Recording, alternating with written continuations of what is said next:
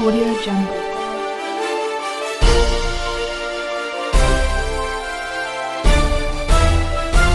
Audio Jungle. निवेदन किया हूं कि अस्पताल में आके अपना पानी वगैरह चढ़ा ले। जैसे कि आप सुन रहे हैं कि हालत नाजुक है, स्थिति खराब होने वाली है, बिगड़ने वाली है, लेकिन इन लोगों का, डॉक्टर साहब का कहना है कि हॉस्पिटल में चल करके जाकर के पानी चढ़ाए, सलाइन चढ़ाए और एक अच्छा जांच कराए, इलाज कराए। लेकिन देखते हैं क्या होती है आगे। फिर आपसे मिलेंगे, रूबरू करवाते रहेंगे, लगातार बने रहिए। ये कि ये मांग जो हम लोग का है, ये मांग 2014 से ही चल रहा है। 2014 से ही मांग रहे हैं और किसान भी हूँ, इससे विस्थापित भी हूँ और हमारे साथ नए पारम के भी सरपंच बैठी हुई है राधा देवी, वो भी विस्थापित हैं, वो भी जनप्रतिनिधि हैं, वो भी साथ दे रही हैं। साथ में हमारे बड़े भाई डॉक्टर जत्तू गोप साहब हैं, बड़े भाई प्रकाश पासवान जी हैं, विशेश्वर यादव जी हैं, अजीत नायक जी हैं, श्रीमती राधा देवी जी हैं, रेखा देवी जी हैं, फोटो देवी जी हैं, किरण देवी जी हैं, ये सारे लोग हम लोग, मुनिया देवी हैं, रूबी देवी हैं, ये सभी लोग हम लोग इस एनटीपीसी के अड़ियल रवैये और जिला प्रशासन के अड़ियल रवैये के चलते हुए आज हम लोग अपना जान देने के लिए भी बाध्य हो गए कि हम लोग का ज़मीन छीन लिया, हम लोग का हक अधिकार ले लिया, पूर्वज का जो संपत्ति था वो लूट लिया तुमने, तो तुम हमारा जान भी लूट लो। ये कह करके हम लोग पूरा सर पे कफन बांध करके और हम लोग बैठ गए कि जब तक हमारा मांग नहीं माना जाएगा हम लोग अपना यहाँ जान देने के लिए तैयार हैं, लेकिन हम लोग अपना हक छोड़ेंगे नहीं। ये हम लोग शपथ लेकर के बैठ गए हैं। अब आगे निर्णय लेना है एनटीपीसी के अधिकारियों को और जिला प्रशासन को कि वो हम लोग को मारें या फिर हम लोग को हक दें। अब इंसाफ करना और या अन्याय करना उनके हाथ में है। अब हम लोग आशा में हैं, उम्मीद में हैं कि कब हम लोग का मांग पूरा होता है, और जब तक पूरा नहीं होता है तब तक हम लोग तो अनशन में रहेंगे, ठान लिए हैं हम लोग। एनटीपीसी के अधिकारियों ने ये ऊपर के अफसरों को ये भरमाने का भी काम कर रहे हैं कि हम मुआवजा भुगतान का चैप्टर क्लोज कर चुके हैं, अब हम नया से भुगतान नहीं दे सकते हैं, नहीं बढ़ा सकते हैं।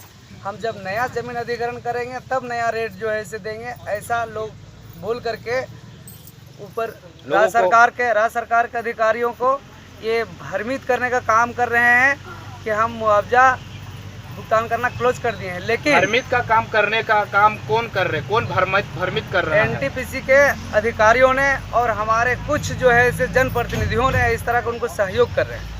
लेकिन हम उन सभी को ये कहना चाहते हैं इस धरना, इस मंच के माध्यम से कि कान खोल करके सुनो। जब हम लोग का पेमेंट यहाँ शुरू हुआ था 2006 में, तो 2006 में बड़का गांव में भी भुगतान शुरू हुआ था और बड़का गांव और टंडवा में दोनों जगह एनटीपीसी का ही कंपनी है। फ़र्क इतना ही है कि बड़का गांव में कोयला खनन करने का कार्य कर रही है एनटीपीसी और टंडवा का ज़मीन में पावर प्लांट, थर्मल पावर लगा रही है, यानी कि यहाँ बिजली पैदा कर रही है, वहाँ कोयला निकाल रही है। फ़र्क इतना ही है, वहाँ भी कोयला है, कोयला टंडवा में भी है और वहाँ से ज़्यादा अकूत भंडार भरा हुआ है हमारा इस टंडवा की ज़मीन में।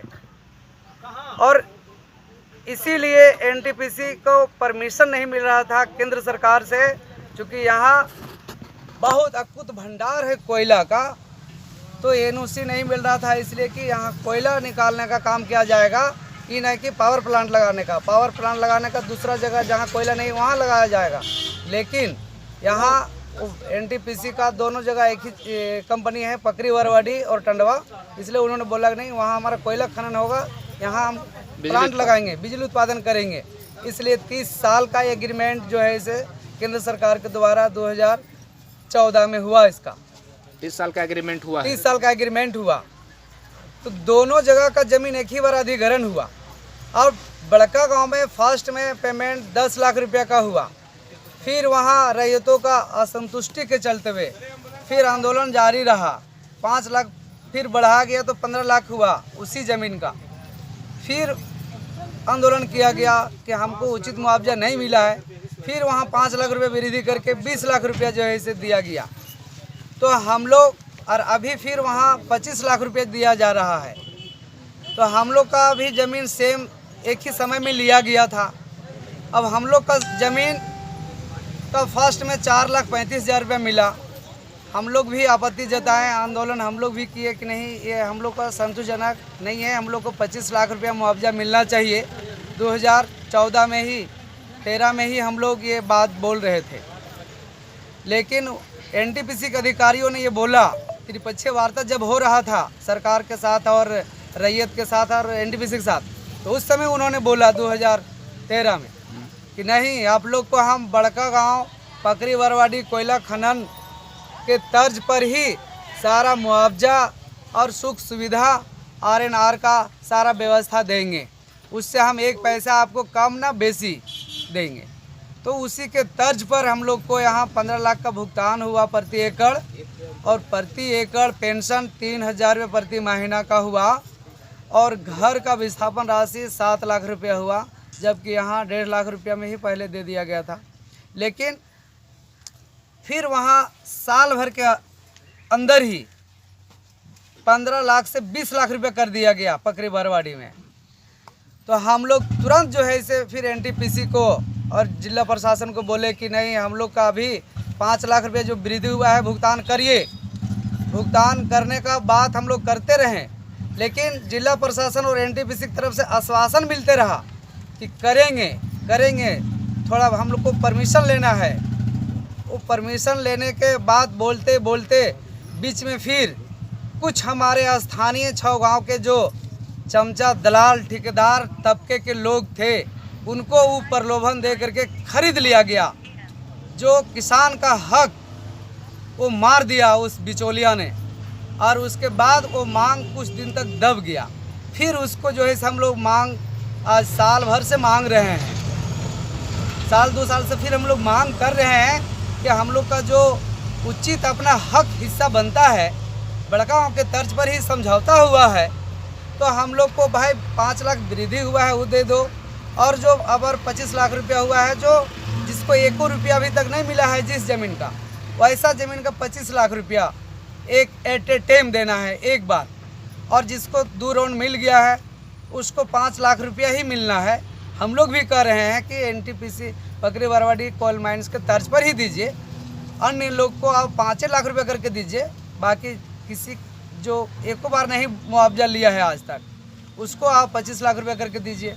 लेकिन दुख के बात ये भी है कि यहीं के लोगों को, टंडवा के ही रैयत को 2017-18 में ही 24 लाख रुपये के हिसाब से दे चुका है। उस दलाल बिचौलिया के माध्यम से गिने चुने लोग को 24 लाख रुपये प्रति एकड़ आज 3 साल पहले टंडवा की रैयत को दे चुका है, दिया गया है, मतलब दिया गया एनटीपीसी के द्वारा बाय रजिस्ट्री।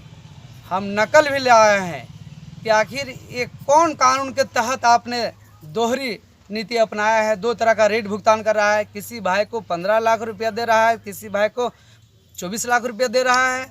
तो ऐसा अन्याय हम लोग बर्दाश्त करने के लिए तैयार नहीं है कि टंडवा की धरती का 2 तरह का रेट भुगतान कर रहे हो, जबकि बगल में हमारा पकरी बरवाडी के साथ जो हुआ था भुगतान, जो समझौता हुआ है, हम उसके साथ यानी उसके तुलना में ही मुआवजा भुगतान करने कर रहे हैं। अभी का अगर मार्केट रेट बोलेंगे तो करोड़ रुपया भी कम पड़ जाएगा एकड़ में।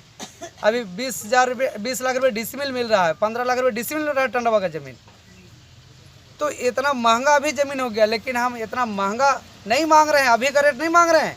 हम मांग रहे हैं 2015 का ही रेट, जो 2015 ने आपने जो 20 लाख रुपये प्रति एकड़ के दर से दिया है। तो ये सब हम लोग का मांग है। अब हम लोग का मांग अगर गलत है तो हम चुनौती देते हैं उस प्रबंधन को और उस प्रशासन को कि तुम आओ यहाँ धरना स्थल और अनशन स्थल में, और हम लोग से तुम तर्क करो। अगर गलत अगर हम लोग हो जाएंगे तो स्वतः जो है से हम लोग अनशन तोड़ेंगे और जितना भी तरह का जो रुकावट है वो सब चालू कर देंगे।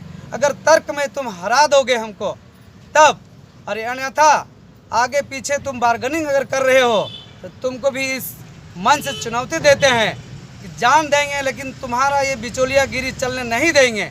ये हम लोग शपथ ले लिए हैं, ये हम लोग ठान लिए हैं। अच्छा, ये चीज़ हमको बताइए, बड़का गाँव में जो भुगतान हो रहा है अभी, वो किस रेट में हो रहा है? अभी वहाँ भुगतान हो रहा है जो एक बार भी नहीं भुगतान लिया है, जिस रैयत को नहीं मिल पाया है उसको 25 लाख रुपए प्रति एकड़ मिल रहा है। और जो रैयत 2 बार ले लिया है, जैसे फर्स्ट में ले लिया है 10 लाख, ले लिया है 15 लाख, तो उसको फिर 5 लाख रुपए मिल रहा है। इस तरह का हो रहा है वहाँ भुगतान। ज़्यादा भुकाइए मत, शॉर्ट कीजिए। इनका हालत ख़राब हो रहा है। अभी इनको एम्बुलेंस के जरिए हॉस्पिटल के लिए इलाज करने के लिए हॉस्पिटल में ले जा रहे हैं। यहाँ पर सामने आप देख सकते हैं, और इनको एम्बुलेंस मिले। इनका स्थिति इतनी नाजुक हो गई है कि इनको सहारा लेना पड़ रहा है पिछले 6 दिन से। और ये पिछले 6 दिन से आमरण अनशन में भूखे प्यासे बैठे हुए हैं और धरना स्थल पर। ये एम्बुलेंस में इनको ले जाया जा रहा है, निजी अस्पताल में इनको लगेंगे, टंडवा अस्पताल में जाया जाएगा। और ये अभी एम्बुलेंस में बैठाया जा रहा है।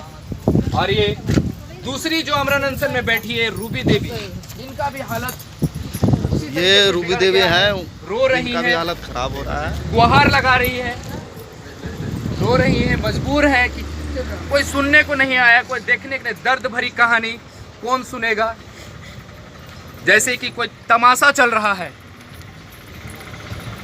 और ये इनका आंसू नहीं, ये ग्रामीणों का दर्द है जो इनकी आंखों से बह के निकल रही है, आप देख सकते हैं।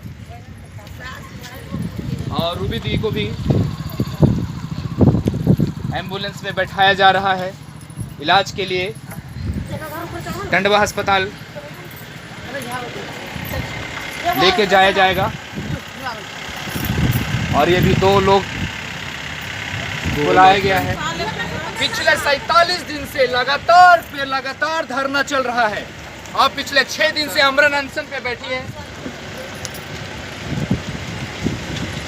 और ये तीसरी महिला है जिनको भी एम्बुलेंस में बैठाया जा रहा है। हम आपको आगे रुक करते हैं।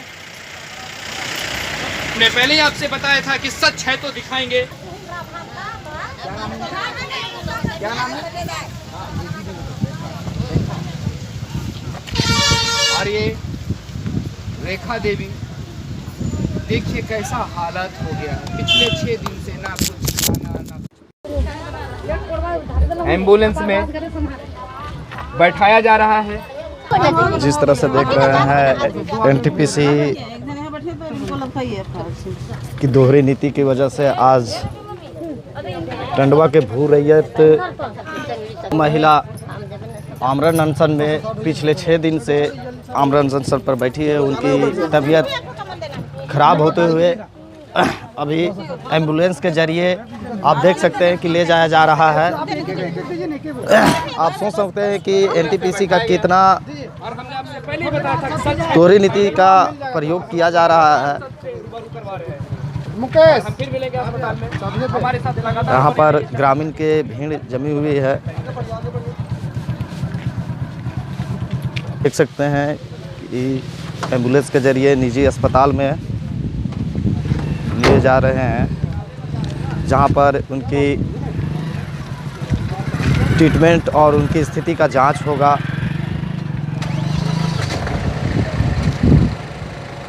क्या स्थिति है इनकी, अभी तो फ़िलहाल नाजुक है इनका स्थिति।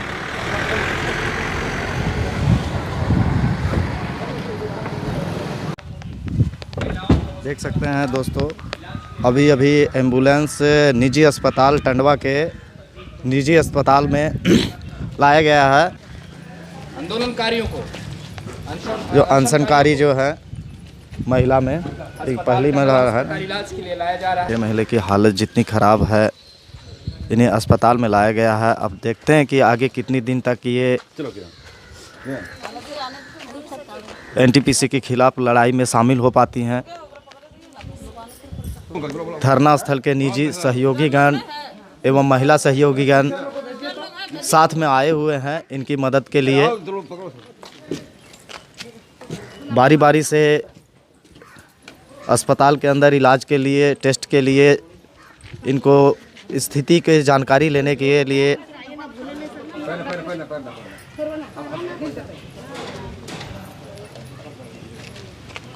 ले रहे हैं।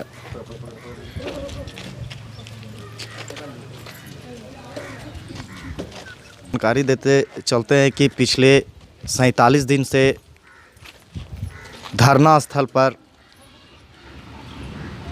अनशन आमरण का 6 दिन हो गया है, जिसमें 6 महिला 5 पुरुष है।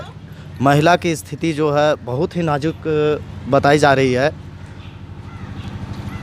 इसलिए इन्हें अस्पताल में टेस्ट के लिए और सलाइन के लिए लाया जा रहा है। आगे हम आपको डॉक्टर साहब से वार्तालाप में इनकी स्थिति के बारे में जानकारी लेंगे, तो बने रहिए आपकी आवाज़ समस्या समाधान के साथ में। थोड़ी ही देर में मैं आपको डॉक्टर साहब से मुलाकात कराऊंगा, जिसमें इनकी स्थिति के बारे में बताया जाएगा। आखिरी महिला जो हैं, इनकी भी स्थिति नाजुक है। ये अपने हक लड़ाई के लिए, अपने बाल बच्चे के जीवन और भविष्य के लिए लड़ाई कर रही हैं। जो इनकी मांगे जायज़ है। आप मेरे पिछले न्यूज़ में भी आपने देखा होगा कि KN त्रिपाठी जी जो आए हुए थे, उन्होंने इनकी मांगों को एकदम 100% सही बताया गया था, सही ठहराया गया था, और वो हिदायत भी दिए थे जिला प्रशासन NTPC को कि ये मांग जो है इसको तुरंत ही जायज़ है, इनकी मांग को पूरा किया जाए।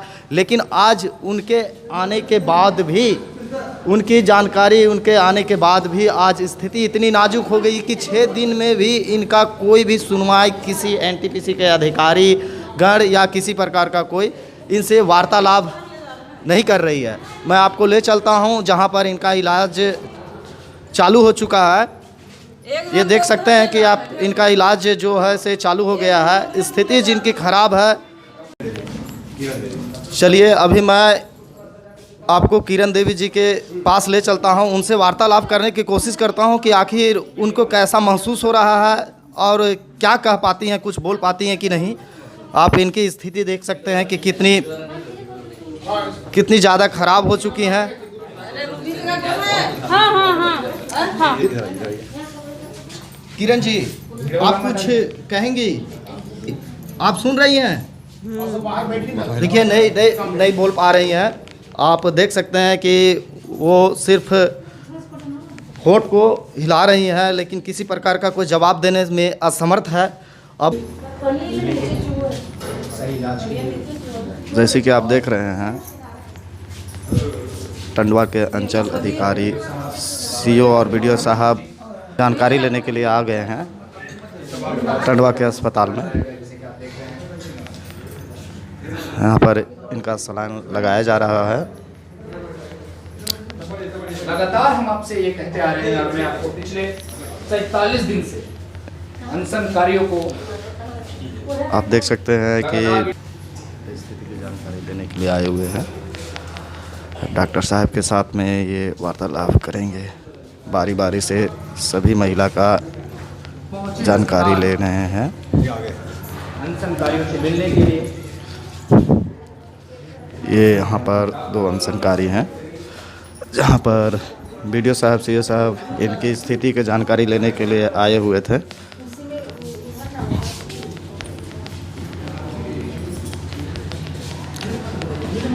देख सकते हैं कि तीसरे वार्ड में जहाँ पर इनका टेस्ट और इलाज चल रहा है, अभी हम वहाँ पर ले जाते हैं आपको।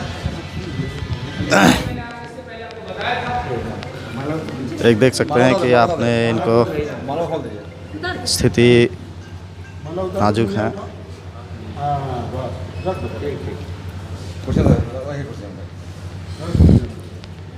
तो वहाँ जाने से पहले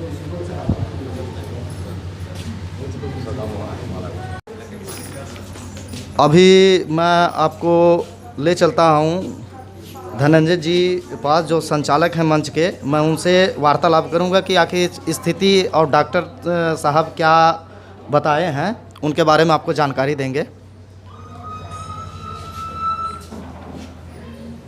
धनंजय जी, आप तो हमेशा शुरू से आप जो धरना स्थल पर हैं, आप शुरू से इनकी देखभाल कर रहे हैं, तो अभी इनकी स्थिति क्या है? डॉक्टर साहब से आप कुछ जानकारी प्राप्त की है? स्थिति ऐसा है कि आज छठा दिन है इन लोगों को आमरण अनशन में बैठे हुए, और कल रात से ही स्थिति महिला लोगों को काफ़ी बिगड़ गई एकदम।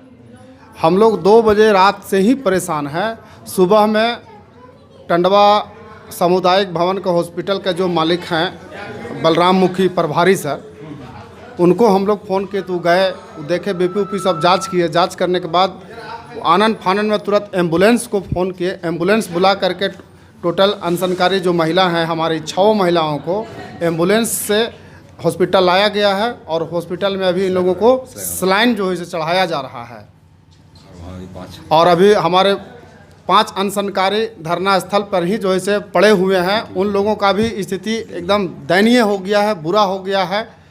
अब इस पर जो है से अभी तक एनटीपीसी प्रबंधन किसी तरह का कोई आश्वासन नहीं दे रही है, न झांकने आ रही है, न देखने आ रही है। केवल उसको अपना प्लांट लगाने से मतलब है, बाकी 6 गाँव के भोरैयत मरे या जिए उससे उसको कोई सरोकार नहीं है।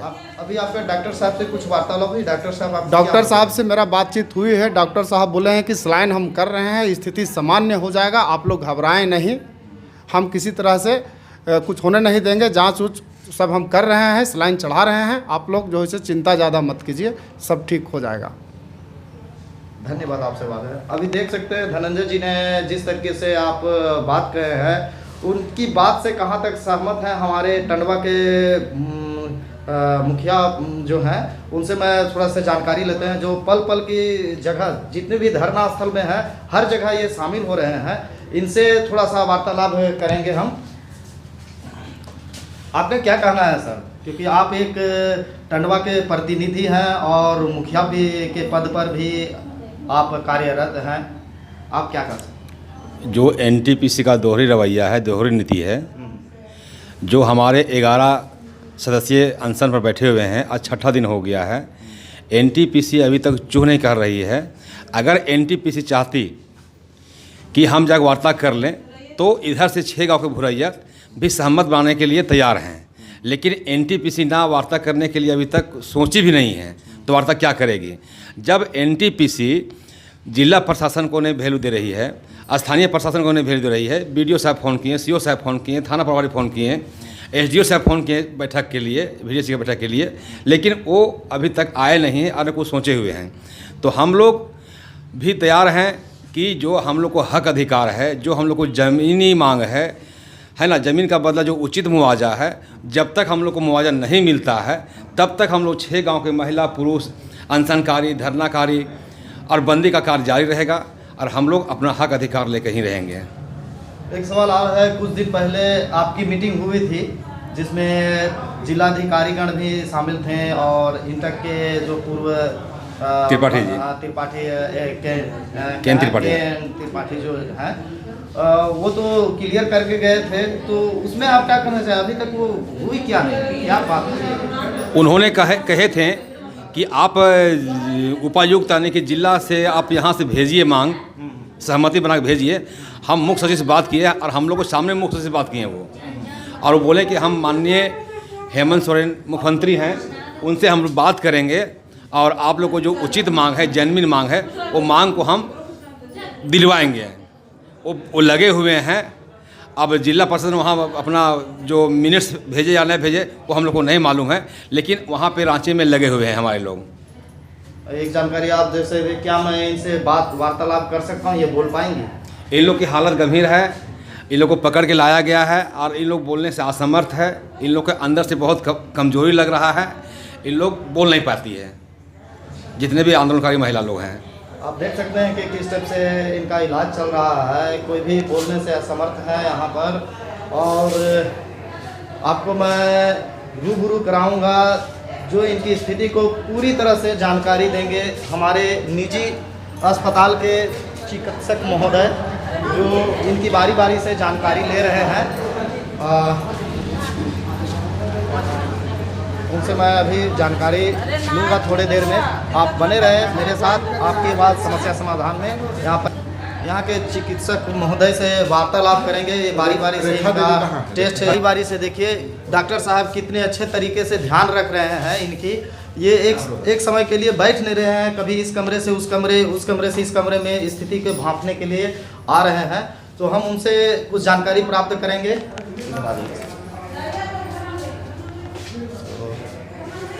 सिर्फ सर इनकी स्थिति अभी कहाँ तक सुधार है? आगे अनशन में ये बैठ पाएंगे कि नहीं बैठ पाएंगे, इसके जानकारी हमको चाहिए। अभी आके जो है समाज सेवा मुहैया कराया गया है।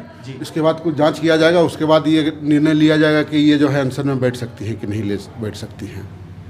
और अभी क्या क्या इलाज चल रहा है सर? अभी जो है चिकित्सा सेवा का जो दिया जा रहा है, IV लाइन मेंटेन किया गया है। उनको जो है मतलब जो सलाइन है वगैरह स्थिति को सामान्य किया जा रहा है। अच्छा। और इनकी स्थिति अभी कहाँ कितनी % मतलब खराब हुई है सर?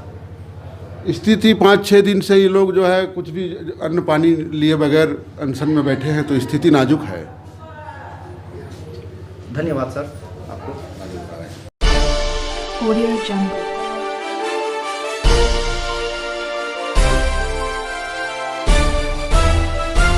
Audio Jungle.